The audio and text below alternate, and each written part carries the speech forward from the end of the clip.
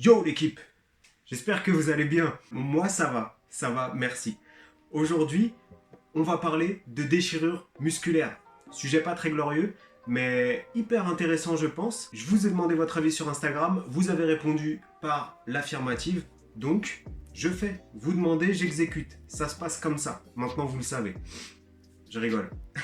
Pour ceux qui ont suivi mes aventures, vous avez vu que je me suis fait un claquage. Un claquage, c'est une micro-déchirure musculaire. Avant de commencer, on va essayer de comprendre qu'est-ce qui s'est passé et pourquoi ça arrive. Donc la première partie, ça va être les problèmes. Donc qu'est-ce que c'est qu'une déchirure musculaire ou un claquage? C'est une partie des fibres musculaires qui se sont déchirées, qui se sont cassées et ça peut aller jusqu'à une rupture totale du muscle, voire même du tendon. Donc le tendon, c'est ce qui rattache le muscle à l'os. Et dans le pire des cas, ce tendon s'arrache et le muscle donc n'est plus rattaché à l'os et du coup il se rétracte. Donc ça peut faire des effets de boule et tout ça. Enfin, on a tous déjà vu des images un peu bizarres comme ça. C'est dû dans la majorité des cas à un mauvais échauffement. Mais ça peut aussi être à cause d'une sollicitation trop intense. Quand on est dans une phase de force où on a beaucoup de volume d'entraînement, des charges relativement lourdes et tout ça, on affaiblit notre corps, on affaiblit nos muscles, on affaiblit nos tendons. Et si on n'a pas assez de récupération, assez de temps entre les séances et qu'on laisse pas à notre muscle le temps de se reconstruire efficacement, ça peut aller jusqu'à la blessure, jusqu'à la rupture. Ça peut être dû aussi à un manque d'étirement, à un manque de souplesse. Quand on va demander à notre muscle justement de s'étirer de trop, c'est comme si on essayait d'étirer un élastique plus loin que sa capacité, et il pète. Ça peut être dû à un mouvement qui est pas fait pour vous. Ça peut être par exemple au développé couché. Si on a des bras relativement longs, le fait de ramener la barre jusqu'à la poitrine, ça va emmener les coudes très loin en arrière, ce qui fait que ça va surétirer le pectoral, faire des petites lésions dans les épaules. Donc même si vous ne le sentez pas à court terme, sur du long terme, au fur et à mesure que vous allez progresser, mettre des charges lourdes, ça peut impacter les tendons, les articulations et finir soit par faire des tendinites, soit par déchirer le muscle. Il faut faire attention dans les mouvements que vous faites, qu'ils soient appropriés à vous. Ça peut être dû aussi à une mauvaise technique qui peut venir avec le temps. On peut avoir une bonne technique quand la charge elle est légère.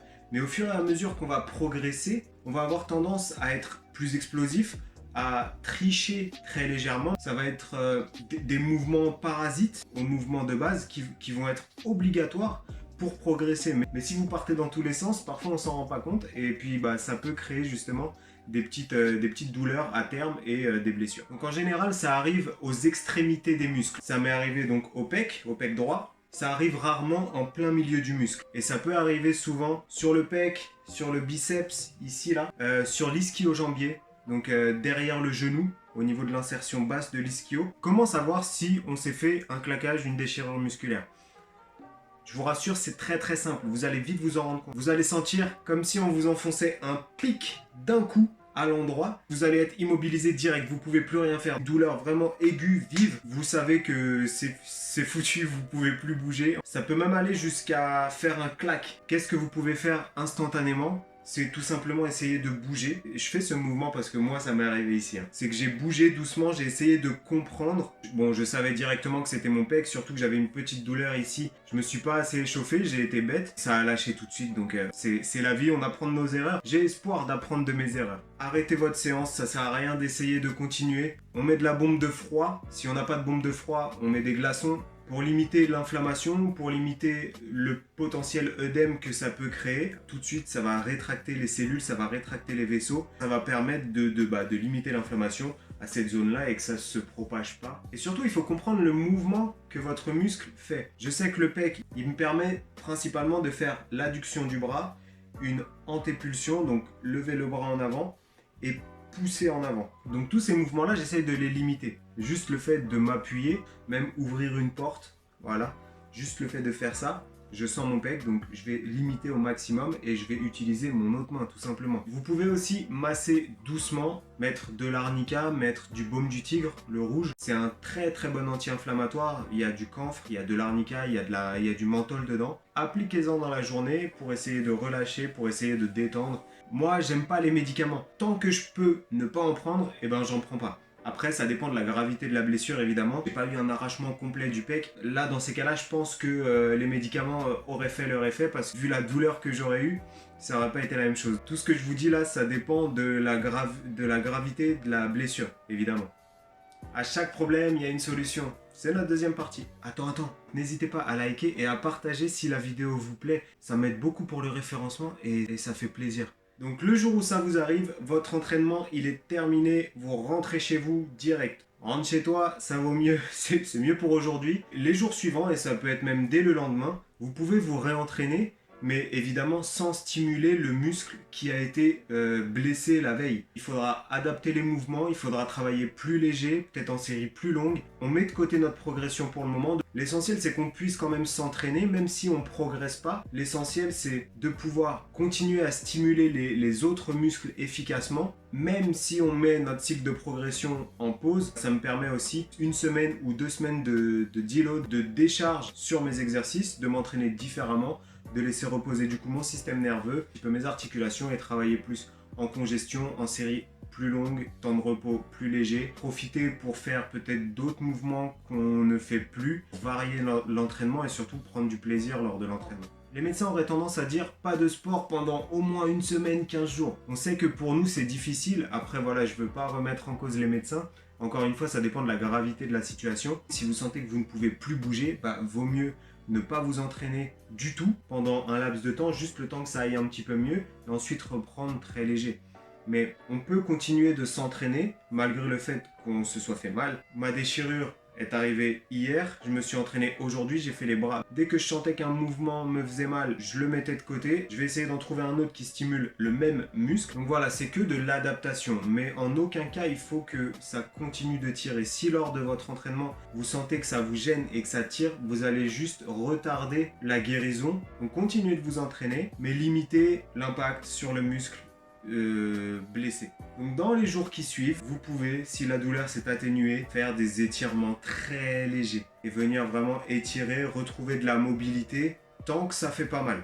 Tant que ça fait pas mal, vous pouvez y aller. Si vous sentez une douleur, tac, n'allez pas plus loin, réduisez le mouvement. Ne cherchez pas la douleur. Si vous sentez la douleur, c'est pas bon. Vous pouvez même masser très légèrement avec ce type d'engin. Donc moi, je vais pas le faire dès maintenant parce que c'est trop récent, c'est trop frais.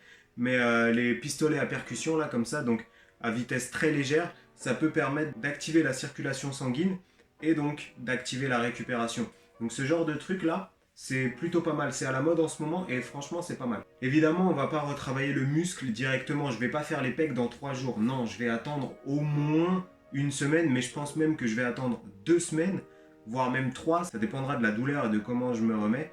Mais avant de refaire une séance full pectoraux, ouais, j'ai un petit peu de temps. Une fois que vous sentez plus de douleur dans les mouvements, reprenez avec des mouvements d'isolation. Si ça vous est arrivé sur les ischios, lors de votre séance pec ou épaules ou bras ou je ne sais quoi, commencez par du leg curl, tout doucement, en série très longue, pour réactiver le muscle, pour renforcer le tendon, pour renforcer le muscle là où il s'est blessé, mais en aucun cas forcer. Il faudra juste chercher à le faire bouger, à le faire se contracter, donc très lentement. Ça peut être aussi une façon de réapprendre tous les schémas moteurs et tout ça, de retrouver les sensations musculaires et de réapprendre à utiliser le muscle sur les pecs. Moi, je sais que ça va être des écartés à la poulie. Vu que c'est un muscle à angle, on peut travailler avec le buste en avant, avec la poignée plus basse et remonter pour venir sur la partie haute. Si la douleur ne revient pas, intensifiez légèrement, reprenez les mouvements un peu plus intenses et vérifiez bien que votre douleur ne revienne pas. Et puis au fur et à mesure, je remets de l'intensité, je rajoute des mouvements de poussée. On va revenir comme ça à notre plus haut niveau. Et évidemment, mangez varié, mangez équilibré, mangez selon vos besoins de tous les aliments, notamment des végétaux, pour apporter des vitamines, des minéraux et basifier votre corps. Vous savez que dans le corps, on a un pH, donc acide basique. Notre corps a tendance à être un peu trop acide, parce que les protéines, les féculents et tout ça, c'est acide. Et pour faire simple, les fruits, les légumes, l'eau sont basifiants. Hydratez-vous bien, mangez beaucoup de légumes, beaucoup de fruits, pour basifier votre corps. L'alimentation, c'est les fondations de votre corps. Si vous mangez bien, vous serez en forme. C'est l'essence de votre moteur. Vous pouvez vous supplémenter en collagène qui va permettre de renforcer tous les tissus de votre corps. La peau, les ongles, les cheveux, les yeux, mais aussi les tendons, les articulations, l'enveloppe des muscles, donc c'est les fascias, l'enveloppe des muscles. Ça va permettre de leur apporter de la souplesse, de les nourrir pour qu'elles soient plus élastiques et plus résistantes. Pourquoi pas vous supplémenter en oméga 3, donc c'est des acides gras très importants pour les yeux, pour le cerveau, pour toutes les fonctions cognitives et tout ça. Et voilà, et votre corps fera le travail, se réparera petit à petit, et vous serez de nouveau tout neuf et prêt à rattaquer. Voilà l'équipe, c'est tout pour aujourd'hui. J'espère que la vidéo vous aura instruite. Si vous avez eu des déchirures, des claquages comme ça, n'hésitez pas à me partager votre expérience dans les commentaires et à me poser des questions si vous en avez d'autres. Je vous dis à très bientôt pour une nouvelle vidéo. Ciao l'équipe.